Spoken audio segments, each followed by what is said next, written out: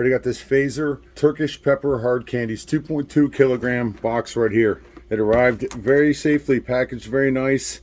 Everything was sealed, and this came all the way from the other side of the world. It's sealed up real good here. Just got a little pull tab on the side. You pull this off, opens up, and you have 2.2 kilograms of Turkish pepper candies.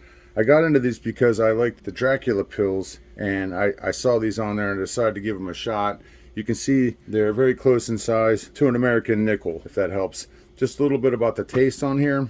There's all kinds of stuff going on. They start out sweet, and they're also salty, and if you're a Salmiak fan, you got that Salmiak taste in there, but inside, there's liquid inside when you get down in here, and it has kind of a pepperish taste to it, and I just think they're fantastic. So if you're a fan of Swedish, Finnish, Scandinavian hard candies with that Salmiak taste, you definitely want to check these out. Turkish pepper, Turkisk pepper.